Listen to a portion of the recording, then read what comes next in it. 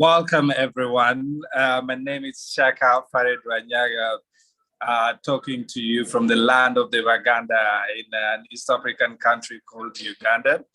Happy to be here. I am the co-CEO of AIME, one of the co-CEO of AIME 2022. I joined AIME almost about 5 years ago as a golden ticket winner, taking AIME to the continent of Africa, specifically Uganda. Happy to be here and happy to meet you. On that note, we dive into the topic of today. We're learning to take care of each other, learning to take care of the planet and others around ourselves and ourselves. Over the last week, we've seen the coming together of hundreds of like-minded youngsters from around the world in the third Learning Planet Festival. And today, just earlier today, we saw the launch of the Youth Climate Change, is it called, sorry for that, Youth Leadership for Climate Change 2022.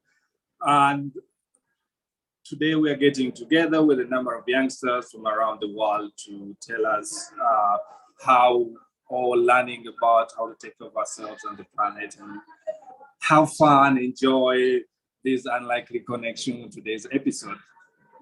Over to you, Ray. Thank you, Siaka. And yeah, thanks to all of our guests who have joined us today. My name is Rianne Miller and I'm a proud Wirangu, Narungga and Wangatha woman.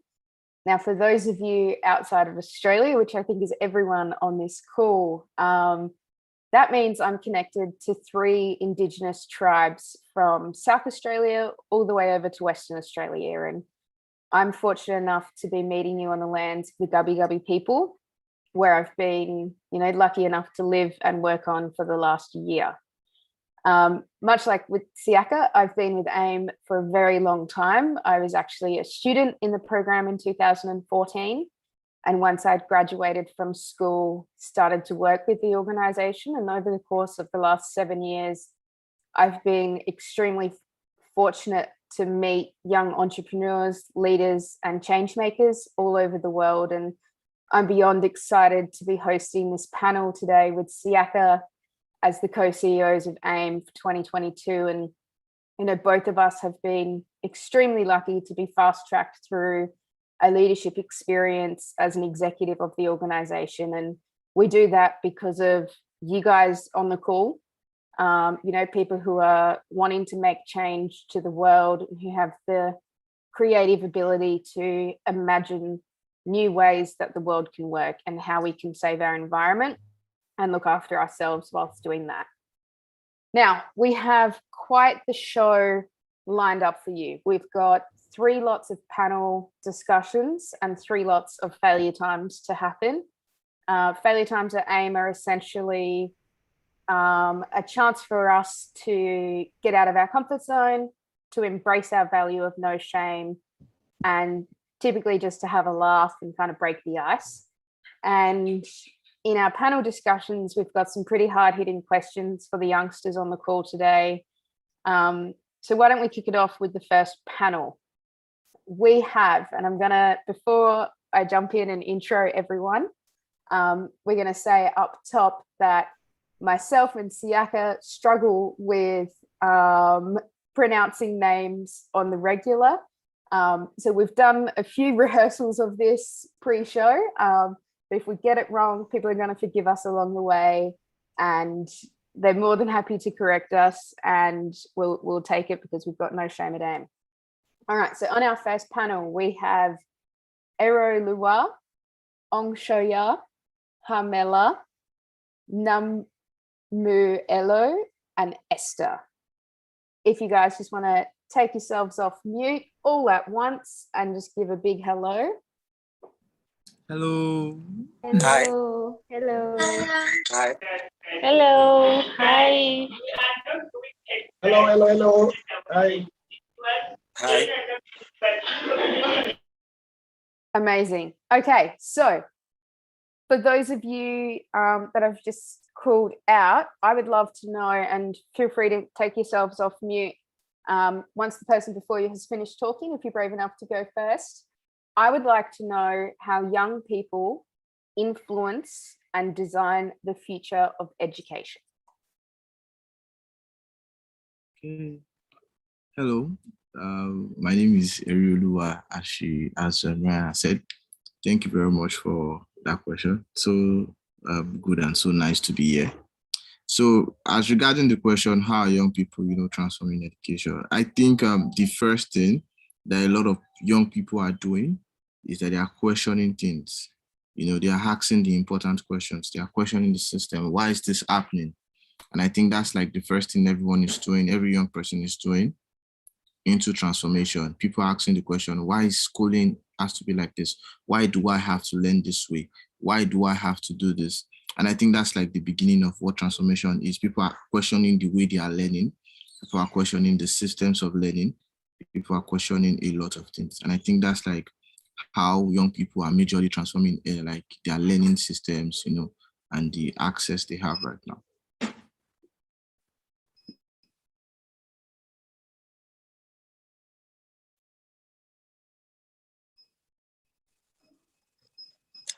Hi everyone. My name is Homela, and I think I agree with Eriolua in the respect that young people are beginning to question a lot of things. But I also believe that as young people, we are also beginning to accept the fact that there isn't really a one path to education, and that there is a lot of things that you can do that can be considered as education, and that it doesn't look a certain way, it doesn't look like a certain career, it doesn't look like a certain profession.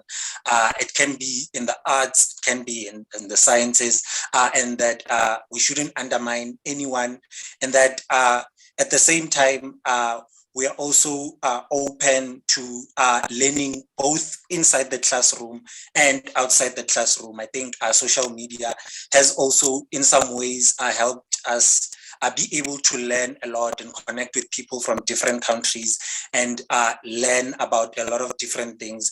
And we are also, as the youth, I think, beginning to take cognizance of the issues that affect us and incorporate them into our education, especially with things like climate change. A lot of climate change leadership nowadays is being led by the youth, and I think that is a great thing to see.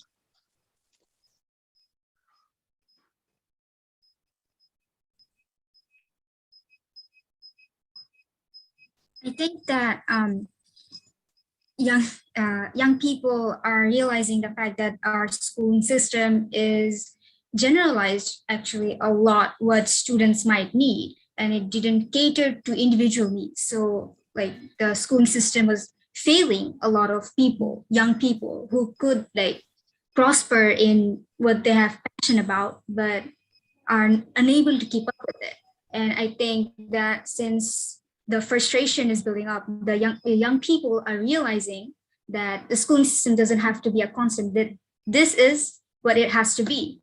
they're realizing that it can be fluid, right, and catered to individual needs. When we talk about the school system being fluid and generalized, how do you think we can empower students to be able to ask those questions, you know, to question the way that they're learning and the systems of learning and of education?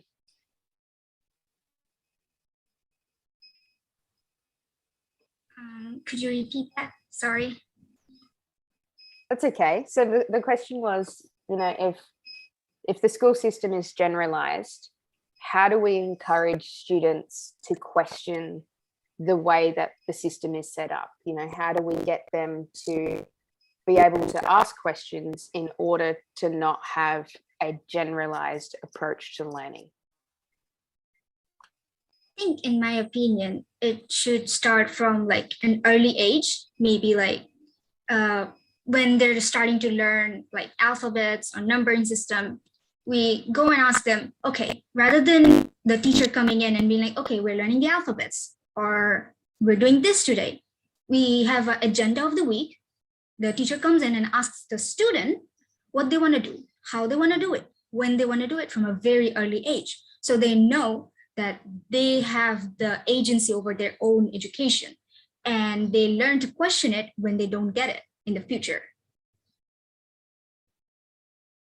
I really love that response. Does anyone have anything else to go alongside that about having, you know, Yes. an agency over your own education? Yes, I believe creating enabling environment is also very important for young people to actually ask for these things. So as educators, you know, for these young people, how about we create environments that would make these young people thrive and actually share these things that they are passionate about, the questions that are in their hearts. And I think that's one thing that is stifling the creativity of so many young people to demand for the kind of education they want. Because we don't have that enabling environment that allows them to share, that allows them to speak, or that makes them feel safe. So even if young people want to start asking these questions, it is very difficult for them to share these questions if the environment is not enabling. That is why we would see that the progress of transformative education in some countries differ from others. So for example, there's one thing that we have done at Youth by Youth that has really helped us. At the beginning of some of our programs, we realized that so many young people were kind of taking themselves like, they were reserving themselves from asking certain questions because in the society where they live, they have not been encouraged to actually speak their minds. They have not been encouraged to share their thoughts. So, but creating that safe space and that psychological environment where they feel psychologically safe to say what they want to say, to ask the questions they want to ask, and to create that environment as a whole, has really helps them. So I really think that creating that environment where young people can come in and actually say what they want to say, we actually enable them to ask more questions and question more things and be fluid about these things. Thanks. That was a great response. Esther, what do you think about being able to create psychologically safe environments for students? What does that look like?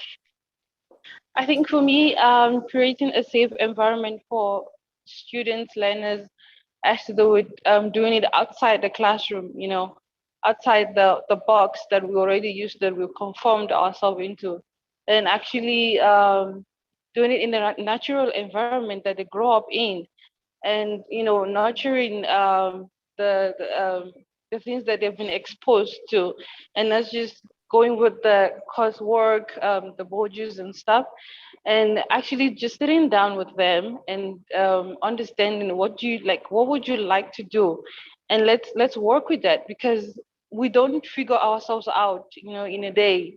It's something, it's a progressive thing, and, you know, we change our passions and the love of like what we grew up to know. So I think if we give them a space where they can actually develop what they love, and say, okay, no, I think I love this to this extent, but I want to do this, and then we're able to create a different ways, like pathways for each and everyone that is actually unique, and we have less competitions, we have more uniqueness, more innovative learners and individuals growing up to be change makers of the world.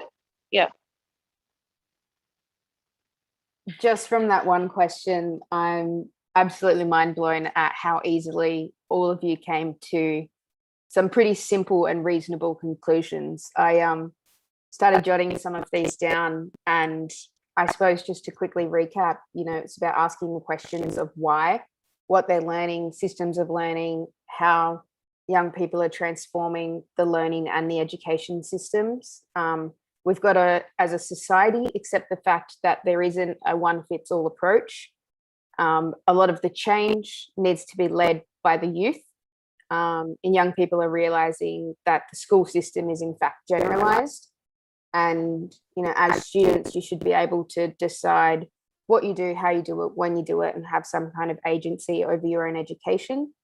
There's a demand for the kind of education they want, and we will do that through creativity and encourage students to speak their minds, creating psychologically safe environments. I really loved what you said, Esther, about being outside of the classroom and outside of this box that students typically get put into, and nurturing the environment that they've been exposed to and learning outside of the classroom. And then I think, overall, a safe place to develop with what they love, to create pathways for everyone that's unique, and to have very innovative learners. I think we're done for the first panel. Do you guys have any questions for each other?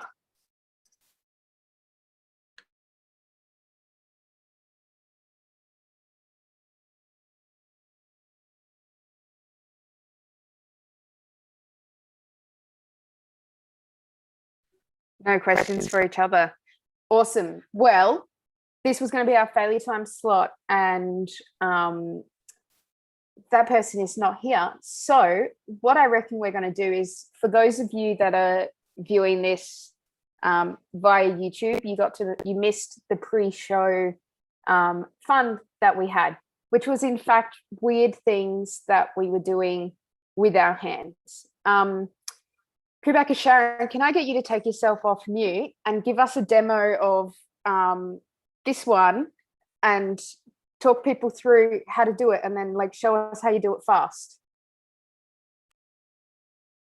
So you put your thumb up with your middle, index finger like this. So you turn. You did that with the same hand on the other hand. Yeah. Yes. Yeah. A bit faster. Now, when you get it, try to move faster.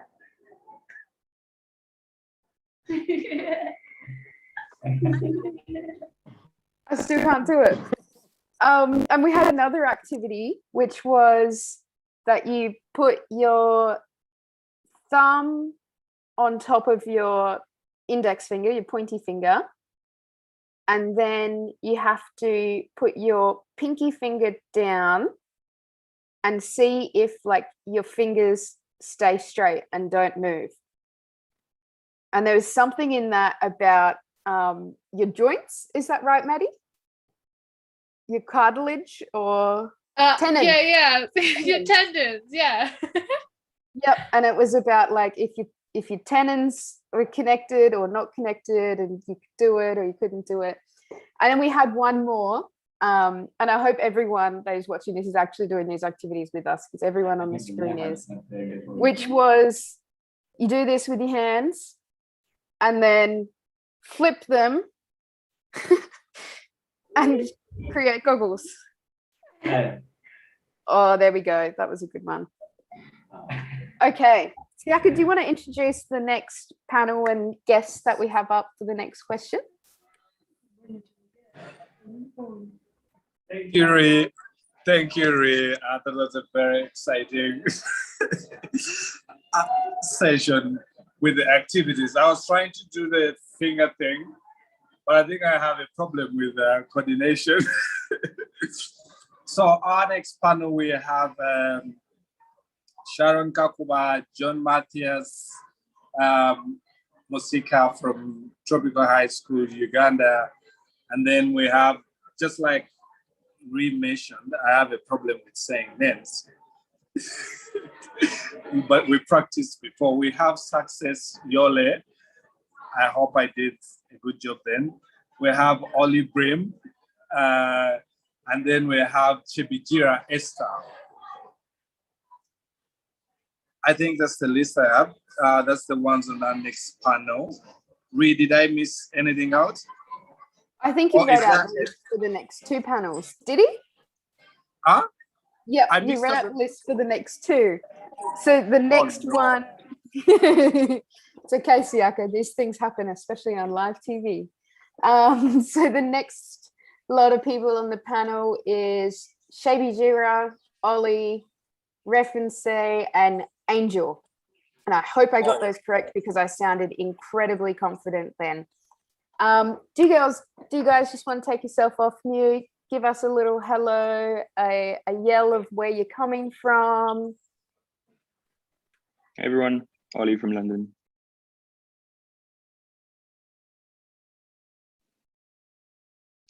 Hi everyone, it's Refenze calling in from South Africa.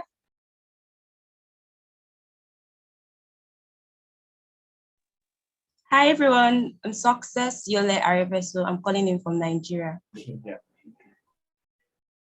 Hi everyone. Hi everyone. My name is Kakuba Sharon and we are coming from Uganda. Hi, my name is Matthias. I'm coming from Uganda Tropical High School. Hi everyone, Chebijua Esther. I'm calling from Uganda.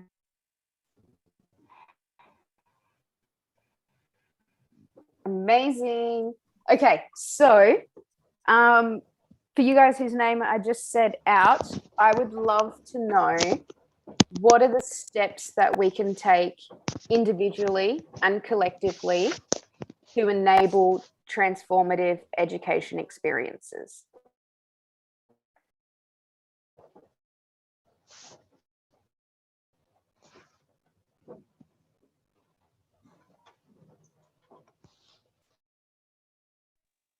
Hi everyone. Once again, it's me, Chewijira from Uganda. What are some of the steps that we can take individually and collectively? One, as individuals, we need to speak up and, point out the injustices that face our education systems. One thing that we need to remember as young people is that we got the numbers. In Uganda, for example, young people are the majority of the population. So when we speak up as individuals and in groups, what am I trying to say? We also need to join groups or join movements of people that are trying to advocate for quality education, for better education, for inclusive education. So as individuals, we can speak, but to speak better, let's also join groups, join movements that are in our local communities, and also position ourselves, in global movements. Now there is the internet, though most people do not access the internet, but there's some who can access. Let's get into these spaces where our voices can be heard. Let's get into groups of people that have like minds like us and voice out these injustices. Second to that, I feel that as young people, we need to take up, policy and advocacy. Most policies that affect education are made by really old, I wouldn't have to use that, but sometimes people that have lost touch with what happens in this era. Let's go out of our space and pursue some of these political roles, especially here in Africa. There are very few young persons in politics, yet the politicians are the people that make policies that affect us. We've seen a lot of NGOs, a lot of CSOs doing really amazing stuff to, affect the challenges that face education, but very little can be achieved if policies are not favorable, if the funding by government is not enough. So we need to challenge these policies.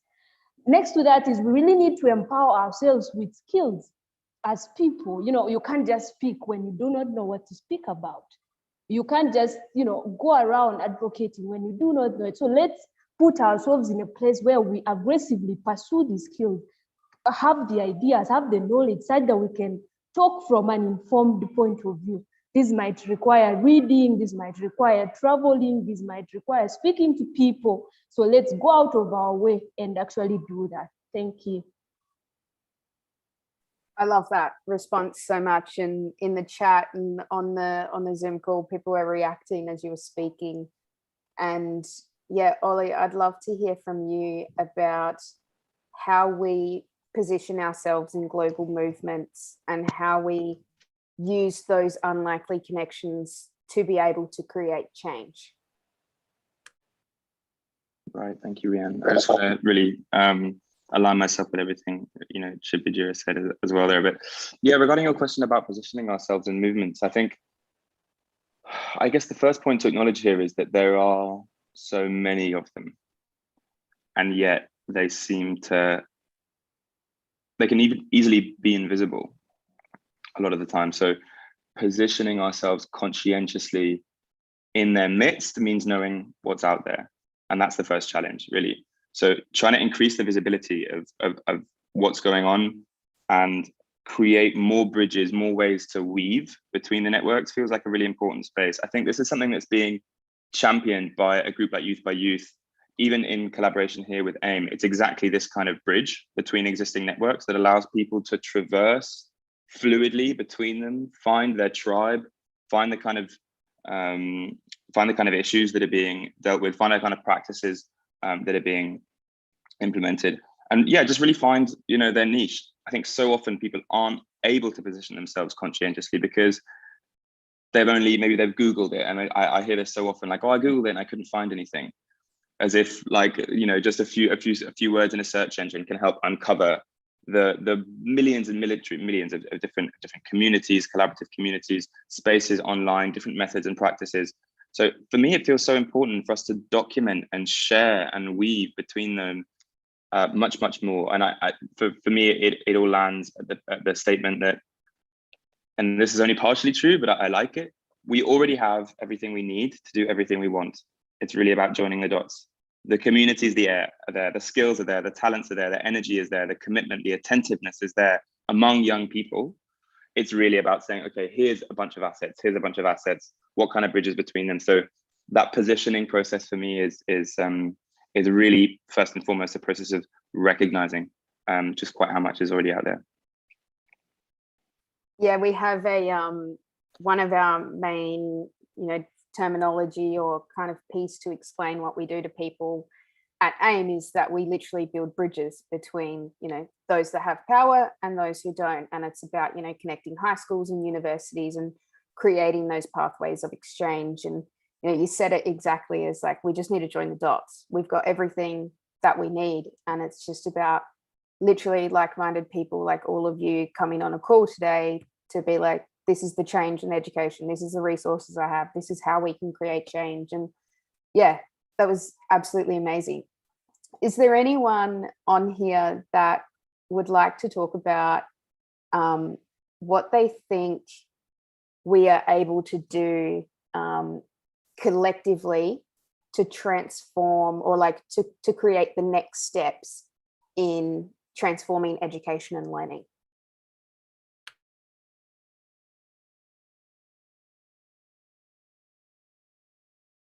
Hi, everyone. So in addition to what Oli and Chebijira said, I think that, like, they made like solid and most important points in way we can take steps in reimagining the future of education. And I'm just going to buttress a little bit of more of what Chebijira said in terms of, you know, joining movements and identifying causes that you want to advocate for. I am very particular with what Youth by Youth did with our Global Action Circles program and also with the Global Learning Festival. You know, and during the reflection, during the Global Learning Festival, someone said that Youth by Youth gave them the passion and the reason to take the first step in their advocacy journey. And then we should be focused on creating programs and situations whereby youth can actually take action. And I think that is what the Global Action Circles program was all about. It was a 5-month generational team where we guided and trained young youth activists on ways they can actually take action and create amazing projects. And during the showcase, we had like amazing people, over 30 different activists that showcase their project and what they're actually passionate about. Furthermore, I also want to add that youth should actually believe in themselves and in their vision. We are powerful, you need to believe in your dreams. And the fact that you're actually showing up, you're actually inspiring and motivating other people to show up. So believe that your voice needs to be heard, believe that your story is very powerful, and believe that you have amazing things to contribute to your community. And then furthermore, I would like to use power of storytelling. Storytelling is very, very powerful. So with storytelling, you can actually put your ideas in the world and also, inspire young persons to create change and start from what they actually believe in. And the mind-blowing comments and amazing appraisals that we got from the Youth by Youth Global Learning Festival was that the festival actually gave them a sense of belonging. Festival actually made them believe that they can actually do more and contribute to their community and also to the world at large. And I'm going to be ending with this amazing quote when I read a book by Sarah Jakes Roberts, and then she says that the world is so interconnected that your empty spot gives permission for others to leave their spot unfulfilled too. Because you subdue your giants, you teach the rest of us how to take down ours too. So you need to come up and step out into your giant and actually take the change that you're supposed to take. So that's all I have to say. Thank you. Thank you so much, Success. It's interesting and very exciting to hear so many young people coming up with all these ideas and ways we can work towards the transformation of education. But I think it was Chebijira from Uganda who mentioned, I don't know if it's the same as other places in the world, but I would ask on that, if it's similar to you, you talked about how the system is in Uganda and young people need to come up and challenge or try to influence policies that allow the kind of education system that you think favors real human-to-human learning. Maybe my question would be as young people, what do you think could be done, or maybe on individual level?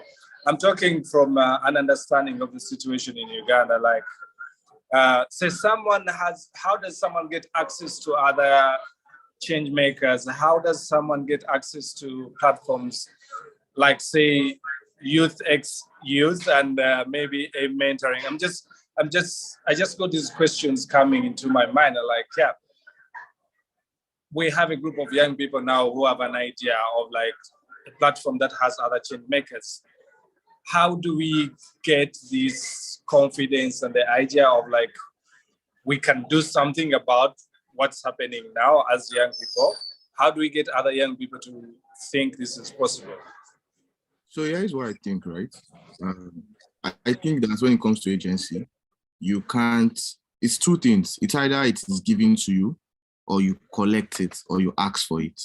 So we live in, especially for many African countries, we live in spaces where you have to demand for the agency because people are power drunk. So they are not even inviting you to the table. You have to fight for a seat or just take the table elsewhere. So as young people, we actually have to demand these agencies. The thing is that if you don't ask, you don't get in this part of the world, So you actually have to ask for these agencies. We actually have to ask for the things that we want. And also in getting in contact with all of these communities. I think when it comes to communities, I think sometimes we always look outside of what we have. As young people, we should begin to coordinate ourselves from the inside. So if I'm a student in school, can I begin to coordinate with my friends that think like me, that think like me, to say, okay, how can we begin to solve these problems? Gradually, we would find people and agencies that will connect us with other people. When I started my education activism journey, I started at the age of 14. Now I'm 21, and I didn't know Youth by Youth when I was 14. But I know my friends that believed that, they should be access to education. So my friends were joining me together to go and provide literacy classes and teach other people who were out of school. So, but gradually from there, that organizations knew that we needed to build capacity. So they were recommending us programs. We were going for. But the truth is that if I didn't start at that point to demand for that agency, to start with what I had, I won't be here today trying to share this with the whole world, trying to encourage other young people to also co-create with me. So I think for young people to actually join these communities, they have to actually go in that journey of co-creation. Let's not be like the generations before us that were so that were so drunk with the entire history of being superheroes. This is not an era to become a superhero. This is the time to co-create. This is the time to co-create with other young people like you who share the same values like you. There's no reward for you doing it alone. So if we want to actually transform education as we think we should, it's by us collaborating from inwardly. Who are those in your community? Who are those in your school? Who are those in your class that you can come together and collaborate with to create this change? And gradually you begin to form network. You can check our website. We have programs, and even as much as Youth by Youth is a global organization, we really enforce like local engagement because it's still like the bedrock of everything. You know, so those that are in your communities, your friends that think alike, begin to collaborate with them. Don't fuel yourself with the idea of you being a superhero because you are one already. Just collaborate with others. The new way to transform education right now is co-creation. I think all of us should co-create and co-live together. So actually demand these agencies. Nobody will give them to you. You have to ask for it. Yeah, that's such amazing advice. And again, I think that question and this panel has got a lot of great responses, which is why you're all on this call. And a couple that I jotted down was speak up and point out injustices. Young people have the majority. Join movements for people who are trying to advocate. Position ourselves in global movements. Empower ourselves as people. You can't speak what you don't know. So you have to, go out and seek the knowledge, have the ideas, and then speak from your point of view. Create more bridges to weave within the networks. Millions of different communities have been documenting and sharing and weaving between them. And that's been going on for eternity across all cultures. And it's about, all of our individual heritages and where we come from and the struggles that, our family and our parents and grandparents and et cetera have faced. And I think it's about us using those injustices to create a better future for future generations. We have absolutely everything we need. It's just about joining the dots and creating solid steps in reimagining the future of education. Believe in your dreams, inspire and motivate people. Storytelling is incredibly important. Your story is powerful and you have amazing things to contribute to your community. If you don't ask, you don't get. Instead of looking from the outside in, look from the inside out. And it's time to co-create. Now we're going to jump into a failure time activity again, which Siaka has so kindly prepared. Thank you, Ree. Very exciting to hear like how much knowledge and how many ways young people have to get this happening. It's exciting. I think it's an exciting future. So like the failure time I have in mind is since like our topic today is how we take care of others and take care of ourselves and maybe transforming education as young people. I don't know, does everyone have a piece of paper around them? So failure time is something we do at AIME, just getting used to failure and using failure as a way of learning how we do things and stuff. So it's something we always try to do new things, but we fail out as we are learning. So the activity I have for us is, I want you to imagine a sketch or anything in your mind that represents the future of education and sketch it down on a paper. Then you share with us and show on the screen. Just imagine what you think the future of education is going to look like and sketch something to represent it. I hope it makes sense.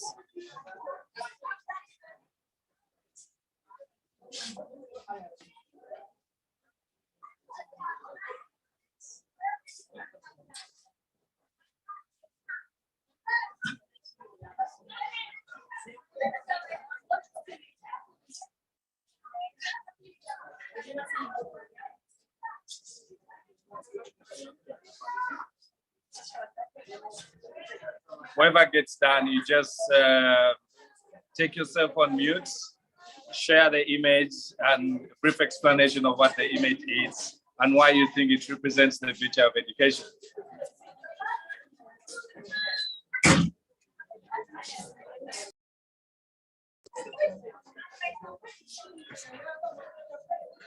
Okay, I'll jump in and be brave and go first. I was really inspired by Ollie talking about all of us already having the things we need and the importance of co-creating and sharing. So I drew like a bunch of little circles and then lots of little joining points as like, these can either be like people or schools or communities that are all coming together to work together for a better future.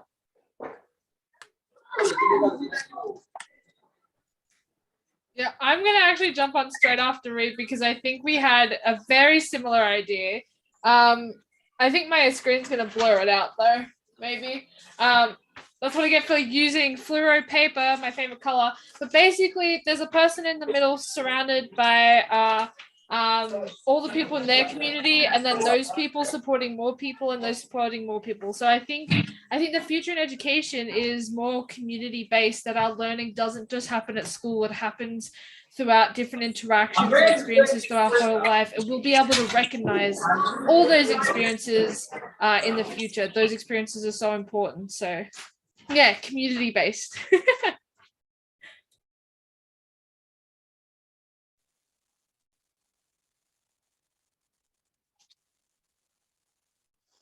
Emin, I see you holding something up. What is it? Tell us about it.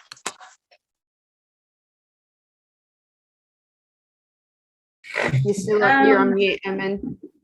I drew a picture of the globe.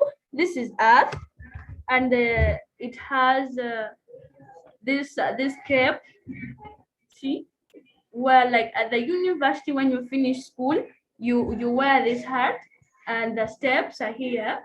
That this means that like education is something that will like when we have educated people in our Earth, Mother Moon will be happy because there will be no people will learn more, like to keep unity, peace among them, and this will lift Mother Earth in joy.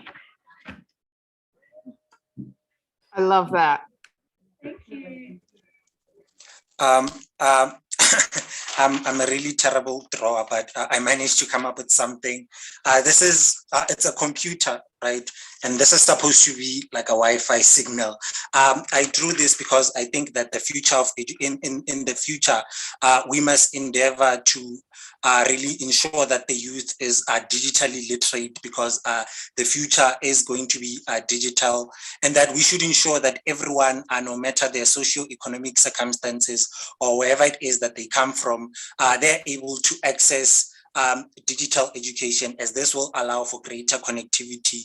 It will allow for people from different places, someone in Australia and someone in South Africa, for example, two learners can connect, and they can also share experiences, and they can realize that, oh, they actually have a similar set of thoughts, and it will enable the youth to be more global minded, to take cognizance of issues that not only affect them, but those that affect everyone else around the world. And I think that's how we are going to transform education, by making it global, by making it that everyone can learn from everyone anywhere around the world at any time, and that it should be something that we aspire to and we endeavor to. Thank you. I think we have the same similarity with Chomega. Yeah. I've drawn this, and these are like Wi-Fi signals, exactly like yours. And these are the students, so they come up and they connect to each other, because now we are in the .com era where we use technology. And this is what I've drawn there. Expect they are like signals connecting each other. The community, like in the .com era. Well, as for me, I have something. I'll also jump in. I'm a can go.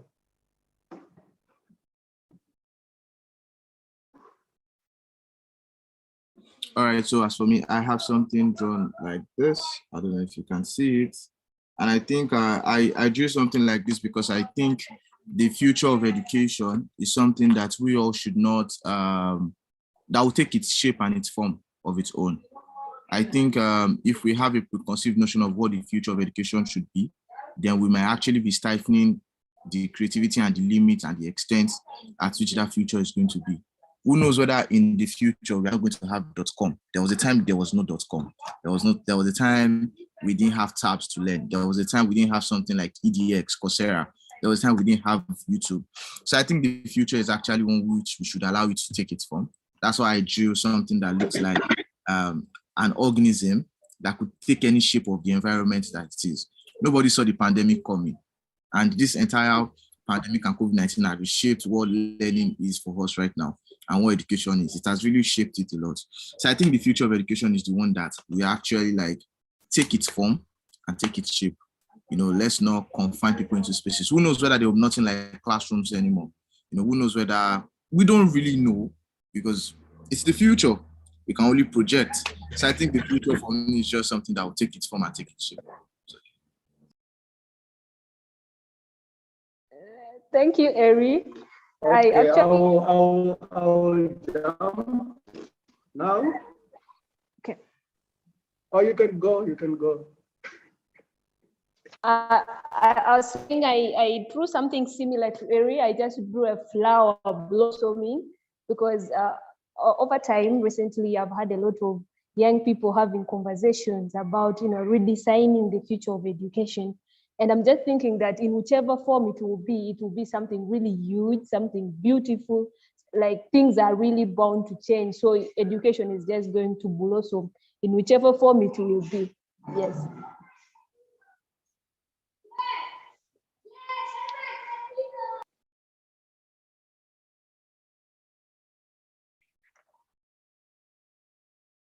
Can I go next? Okay, so I think I drew something similar to everybody. I don't know if you can see it.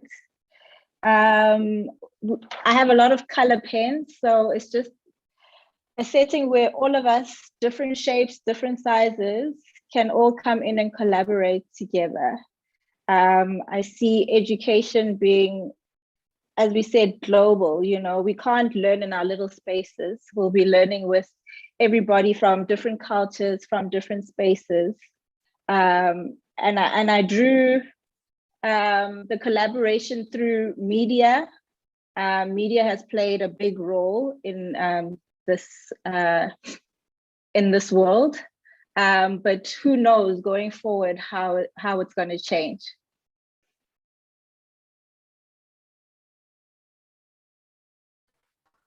Is there anyone else? Hello, everyone.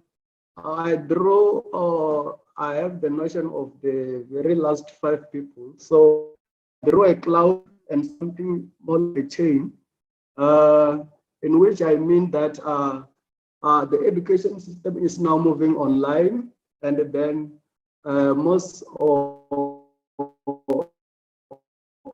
every learner must have, as we know, we are in the 4th industrial revolution, and every learner must know about data, how to capture, how to analyze, or let me just say, how to find information from data. Yes, cheers.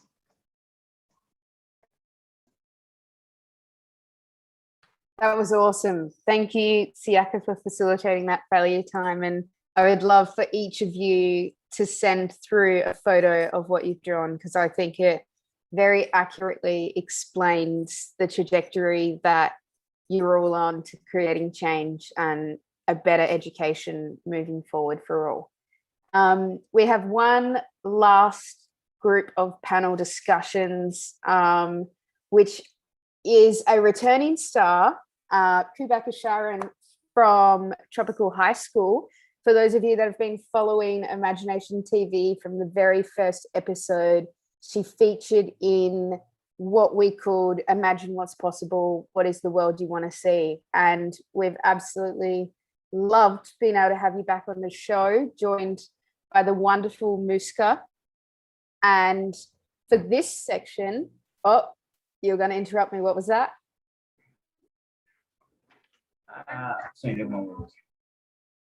First or half And should I go first or half first? We should like. Should I go first or half? Let me go first. Yeah. How I would like education to look like is firstly, I would like schools to be edutainment. And what do I mean by saying edutainment is school to be entertaining. And when we go to classes, we don't just write or the teacher explains, then you go out.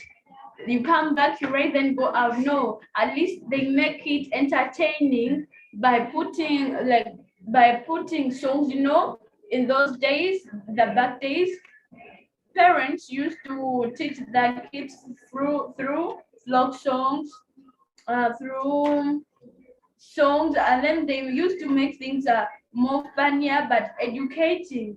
So when they make education entertaining, things will change. And I want they change education known to they don't teach children to be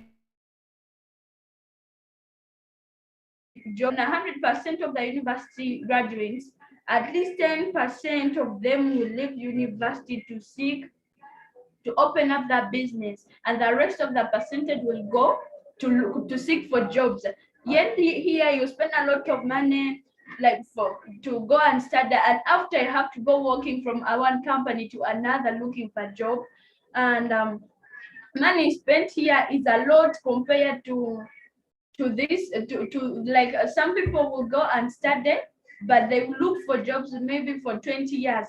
You've studied for, let me say, 10 years, add 20 years for looking for the job. That is hectic. So I also want the education to in the education system, I want them to change the subjects. They decrease them, they create space for kids to concentrate. They should leave the kids to choose which subjects they should do, they should manage or do. Because here in Uganda, we do a maximum of 15 papers, maximum 15. But in that is in S1, then when you go up, they will decrease to 10.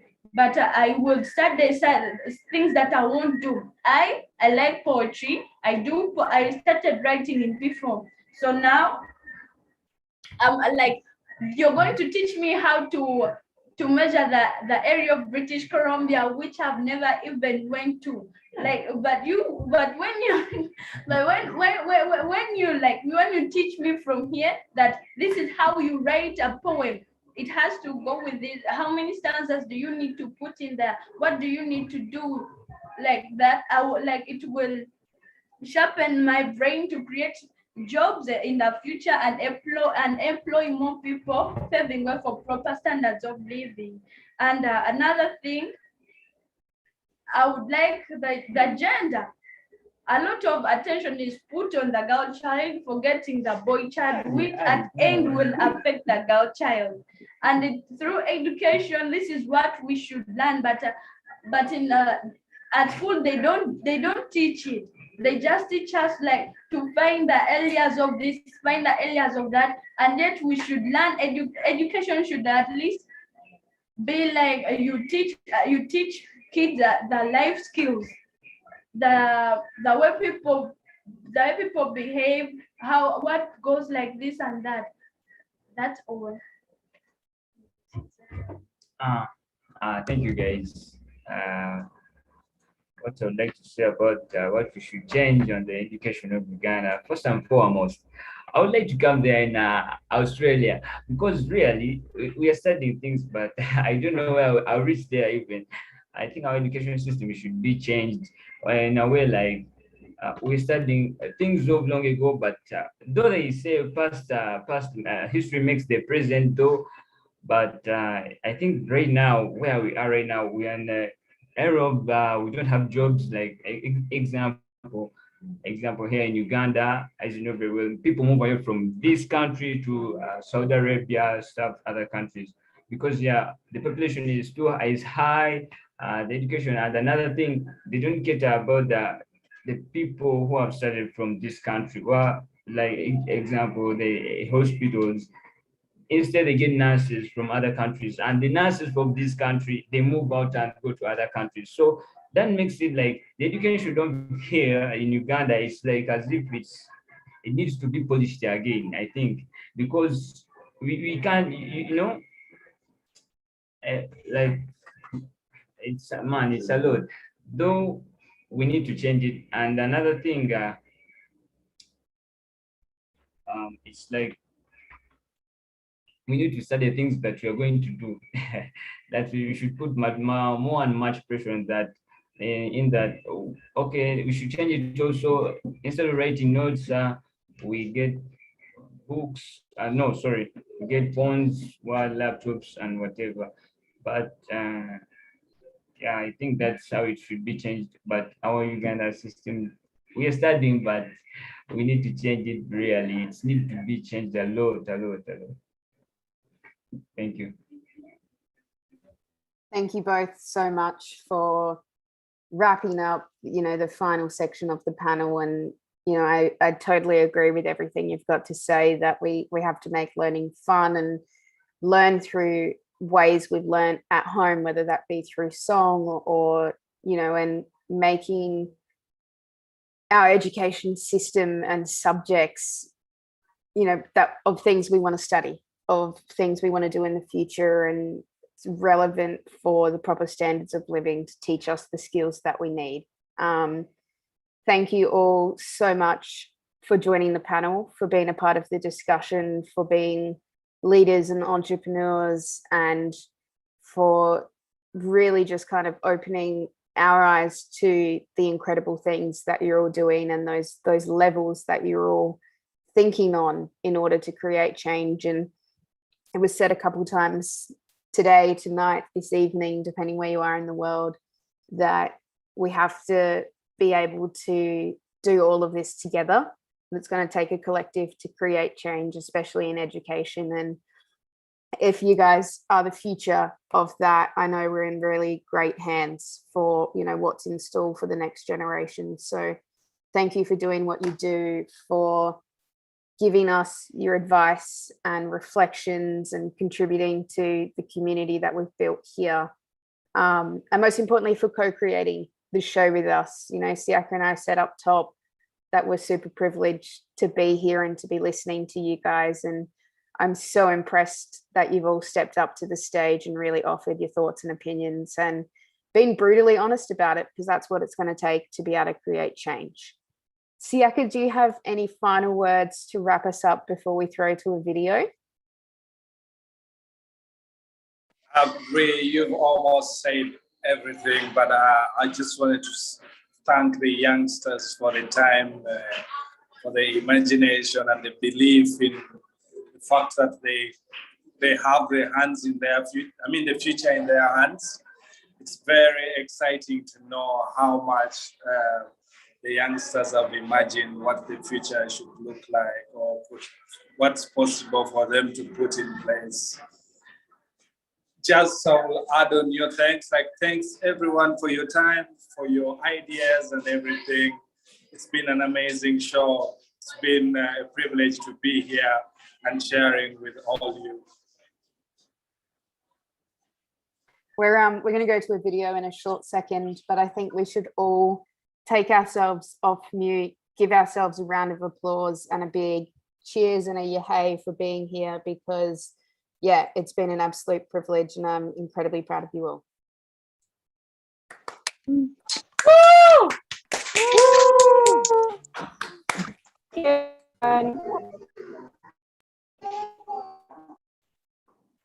When I say activists, you say power up, all right? Activists. Power up. Power up. Power up. Power up. How are you? poem is a voice of reason, and this is your awakening season. I was in my 4th year of medical school when my body began to communicate its discomfort and weakness. To some, I am simply a university dropout. To others, my courage healed them from self-doubt. To a small number, my voice is too loud. But honestly, all of it makes me so proud. Mama, I'm pressed for time. I know you wanted me to have a quiet voice, but the muffled cries and the burnt out lives and the muffled cries won't allow it, because your daughter was born to be a warrior. I dream of an Africa where education is not a luxury to millions of children. And I stand here to plead that we need a speedy transformation. There's a Chinese proverb that I love that says, if you do not change direction, you go where you're headed. And where we're headed does not look good. The systems we have put in place to organize ourselves as humans right now are deeply extractive, exploitative, and oppressive. And yet, we tolerate them. Why is that? It is because we are educated to believe that we're separate from one another and from the rest of the world. Let me die, drown in my doubt. Let me be caught in despair without letting me out. But am I really this worthless? Can't no one hear? Is it really this hopeless? I started feeling a sense of urgency that there were so many current social issues in the world, and I was stuck in school learning stuff that had no relation to the problems of society. But do you really think that in this situation, when our stomachs and our throats are burning, handing us a book is going to change anything at all? I traded my curiosity, passions, and a childlike wonder chasing after number one. And I don't feel happy when I go to school and learn. I know that anxiety has been whispering things will never go back to normal again. Don't let uncertainty and doubt blur your vision for a brighter future. This poem is a voice of reason, and this is your awakening season. I love to meet people, I love to connect, I love to interact. And collaborate with all the young people from across the world. I saw so many young people taking action, and it's really exciting to see. The fact that everybody is doing something around the world. No color stands out from the rest. No color trying to be the best or take all the zest. Why? Well, because the colors know that it would not be a rainbow without each other. They know that the differences in color is what makes them like no other. I can see some of you singing. I see it. Come on, don't be shy. I really can't hear you. Down blue. As all right, next line. For there is always light. For there is always light. My name is Hydul Kaur and I'm from India. I'm Mustafa Lawa from Nigeria. Ines Yabar and I am from Peru. My name is Lukman Morena. I'm speaking to you from Cape Town. My name is Aditayo Uluwakunlayo. My name is Emma Trinder. My name is Ihoma Sondi. My name is Okebioro Messi. I'm Tafikat Adigun from Nigeria. Hi, my name is Erulu Adeyinka. I'm Sophia from New Delhi, India.